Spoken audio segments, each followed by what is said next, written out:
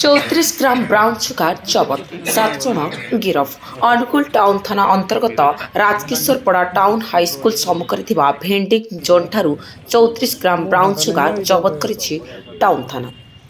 ସୂଚନା ଯେ ନୂଆ ବର୍ଷକୁ ଦୃଷ୍ଟିରେ ରଖି ନିଶା କାରବାର ଚାଲିଥିବାର ସୂଚନା ପାଇ ଟାଉନ ଥାନା ଆଇଆଇସି ଧୀରେଜ କୁମାର ଦାସଙ୍କ ନିର୍ଦ୍ଦେଶକ୍ରମେ ବ୍ରାଉନ୍ ସୁଗାର କାରବାର କରୁଥିବାର ବିଶେଷ ସୂତ୍ରରୁ ଖବର ପାଇ ଏକ ଟିମ୍ ଗଠନ କରି ସଦଳ ବଳରେ ଚଢ଼ାଉ କରି 7 ଜଣଙ୍କୁ ଗିରଫ କରିବା ସହିତ 34 ଗ୍ରାମ ବ୍ରାଉନ୍ ସୁଗାର ଜବତ କରିଥିଲେ, ଯାହାର ଆନୁମାନିକ 3 ରୁ 4 ଲକ୍ଷ ଟଙ୍କାର ମୂଲ୍ୟ ହେବ ନେଇ ଟାଉନ ଥାନା ଅଧିକାରୀ ସୂଚନା ଦେଇଛନ୍ତି।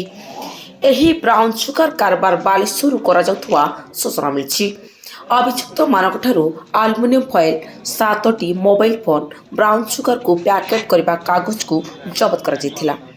ଏହି ଘଟଣା ବିଷୟରେ ଅନୁଗୁଳ ଟାଉନ ଥାନାର ଅଧିକାରୀ ଆଲୋଚନା କରିବାରୁ ଥାନା ଅଧିକାରୀଙ୍କ ସୂଚନା ଯେ ଅନୁଗୁଳରେ ନିଶା କାରବାର ଉପରେ ଆଗାମୀ ଦିନରେ ଦୃଢ଼ କାର୍ଯ୍ୟାନୁଷ୍ଠାନ ଗ୍ରହଣ କରାଯିବ।